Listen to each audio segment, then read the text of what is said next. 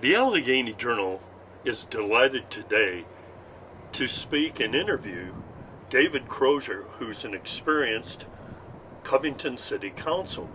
He's running for re-election this November, and he joins us today to talk about various issues before the public. Welcome, David. Thank you. It's good to be here. Always good to get a chance to work with you, Jerry. And former press guys, well, not former press guys, former competitors here, but it's really neat to get a chance to speak to people who have wide experience in government and in business and share these thoughts with the public. So, David, we've got some tough questions for you here. Okay, fire away. You're an important member of Covington City Council, and these are really busy times. What are the most important items before the public right now that the council is dealing with? Important.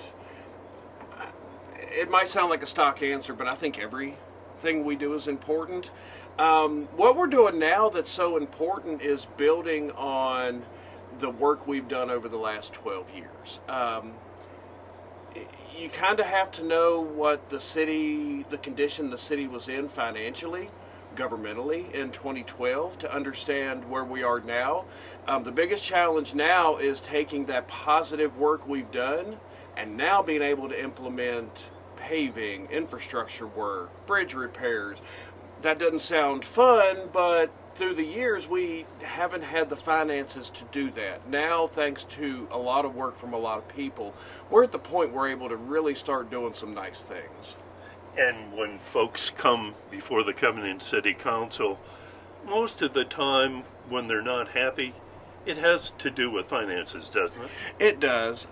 What a lot of people don't pay attention to, you've been there the whole time. You've covered pretty much everything that I've done with council for 12 years, good, bad, or otherwise on my part. But you've been there, and people really don't understand or know, or we really haven't told them how bad it was in 2012. I should have known on July 1st, 2012, when I took my seat. Our first meeting was 4 days after the derecho. We had no power. We were in a very hot council chambers with just the emergency lights. We had $500,000 in the bank, which $500,000 seems like a good deal of money if you don't have $500,000. But to run a government, it's not good. And on top of all that, we were looking at a $1.7 million tax refund that was owed back to the mill, rightfully owed back to them. So we had all these things, especially $500,000 in the bank, $1.7 million back to the mill. Now, I want to make sure that I don't throw any kind of blame to my predecessors on council. You've got to look, there's a saying I use when I write a story. In my line of work, context is king. You've got to understand how every little thing fits in the whole story. 2012, the city, our nation, the economy was starting to recover from the Great Recession of 2008. So what we had going for us in 2008 wasn't a fault of predecessors on council. They were doing the best they could do with what they had to work with and the conditions they were facing. So I don't want anybody to think I'm blaming predecessors. Once I got on council and understood that I'm just doing the best I can, I really got an appreciation for them. But, in 2012, paving hadn't been done in a while. So many things that we needed to get done. We didn't have financial policies in place to prevent that from happening again, which we do now. It was probably in the 2014 range, 2013, we passed a code for our code book that said if it drops below a certain percentage, we now have to take financial measures to make sure that it doesn't happen again. So you put some controls in place. Huh? Yes, and that was something that had never been done because, to be very honest, it probably wasn't thought of. You can't think of everything. That's the thing I've learned on here too. You can't think of everything all at one time. There are controls now in place to prevent that from happening. Two things that came out of that I'm very proud of is the fact we didn't have to lay anybody off. and we didn't have to cut services to the residents. However it happened, the stars lined up, we got the right people in place, and we were able to grow our fund balance, which is basically, for those who don't know, fund balance is basically our savings account. Auditors say that, at one point, auditors said you should have roughly 10% of your annual budget in your unappropriated fund balance, which for this year would be in the range of 2.4 million. Now they're saying roughly 16-17%, and we have roughly, and I'd have to get with B.B. Bryant, who's much better with numbers than me, but we're in the neighborhood of 9 or 10 million in that unappropriated fund balance. 12 years later, that had 500,000 on July 1st, 2012. What a change, huh? And you know, over the years, there appears to be far greater local cooperation. I think it's a general view that this is true. And so, in addition to that, we've seen some substantial public investments. We're sitting here on Maple Avenue. There's the Pad Ready site. So I guess the general question would be, given those investments, how do you see the future? There are big challenges on Wall Street now. People are concerned about their private finances. But the Covington City Council does seem to be moving forward, especially with respect to the better cooperative nature. Of all the things that I could say I've accomplished, let me back up. Before I answer the question, let me back up. When I first ran in 2012, there was a lot of I's that I was going to do. I was going to do this. I was going to do that. And it took me, I'll be very honest with you, for the first year, I went on council, spent the first 6 months thinking I knew everything, and then I spent the next 6 months trying to figure out how I got there to begin with. It is a lot more complicated to it than I ever gave credit to, but covering council, I covered council for the Virginian for probably about 10 years before I got on. And I always say I'm a frustrated history professor. I love this area's history. So if you go back throughout the city of Covington's history and its relationships with Clifton Forge, Alleghany County, and Iron Gate, even in 2012 when I got there, it was still a lot of animosity.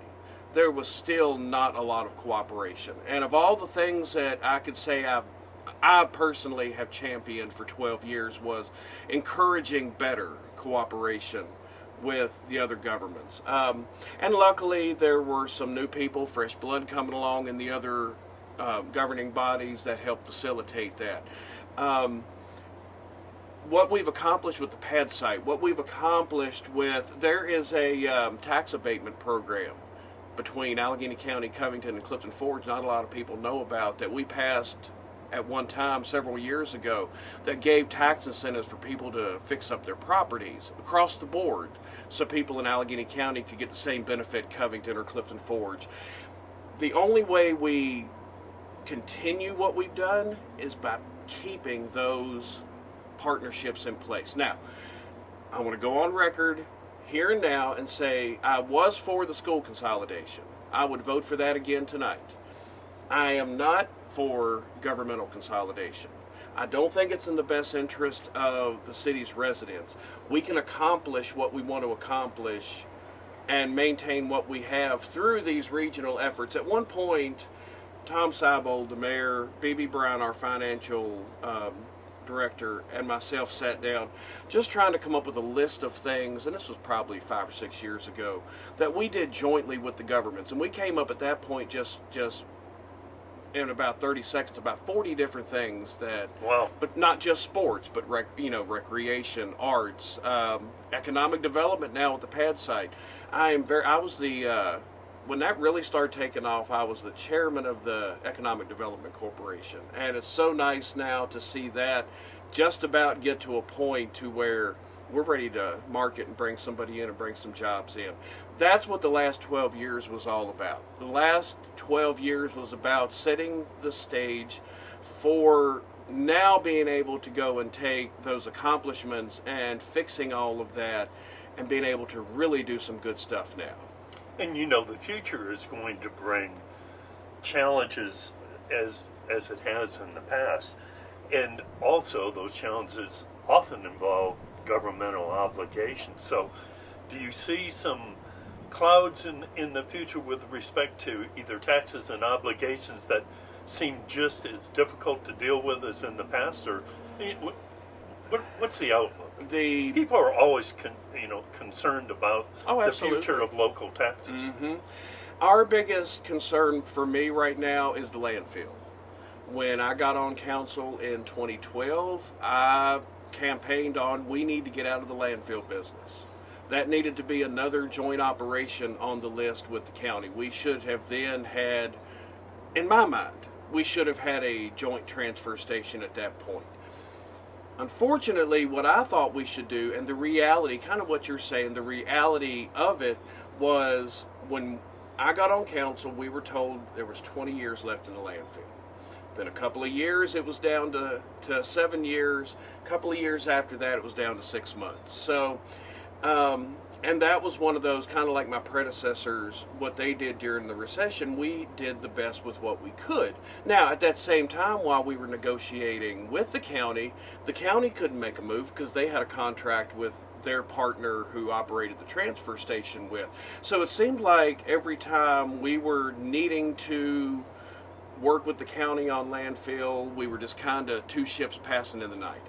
Luckily, we're at that point now where Reed Walters, county administrator, and our city manager, Alan Dressler, has been working together, talking, trying to see what we can do now to actually get to the point to where we're doing a jointly operated transfer station. And that's just one of the things that, because you never know. I mean, all you got to do is turn on the news, look online, you see all these forecasters of economic gloom and doom. So you've always got to prepare for what could be. I say in 2024, if that were to happen, we're in a lot better position to weather the storm than we were 12 years ago. Now, that wasn't all about me. I'll tell you right now, because when I thought I was going to do everything, I had to realize very quickly that I couldn't get anything done without some we's involved. So there were so many we's involved in how we were able to grow from 2012 until now. But the landfill is probably the biggest because there's going to be a monumental cost to that. We've seen some of the estimates. They're not pretty. They're not pretty. But you have to take action. We have to. State mandates are just critical. The mandates, in a lot of cases, there's a lot of things that the General Assembly mandates for local governments that have to do, but they don't give no money. They don't give any kind of extra money to those localities to make that happen. You see it all the time in education and all these other programs that, so when it comes to the landfill, there's some big costs associated with that. But I think that once we get past that, I think we're going to be in a really, really good place. We've got a great team at City Hall. I tell people all the time, if City Council ever looks good, it's because of the city staff. If the council looks bad, it's on us. If it wasn't for city staff, everybody from Public Works all the way across to police and central accounting, every city employee doing what they do best, we wouldn't be in this position today. How about a summary for the public? What kind of campaign are you going to run? You've got through November 5th, I believe it is. November 5th. How about a summary of how you're feeling about the city and your campaign in general? I am probably more excited about the possibilities for the city of Covington than I have in 12 years. There are concerns with that, though. No matter who is sitting in the District 5 seat that I occupy come January 1st, we cannot lose the cooperation with local governments. We can't lose that. Doesn't matter who is in the position I'm in now. That is a big concern for me. As far as the campaign, I'm going to continue, if I am blessed to be reelected, I am going to continue to give everything I can give. I've been in one form of public service or another since I was 16 years old. I'd like to say that was only about 9 years, because I tell people I'm 25. But in reality, that's almost 33 years that I've been doing one form of governmental, not governmental necessarily, but one form of public service or another. And we've got a lot left to do, but I can say that as I look for another 4 years, the Rayon Bridge is my biggest goal.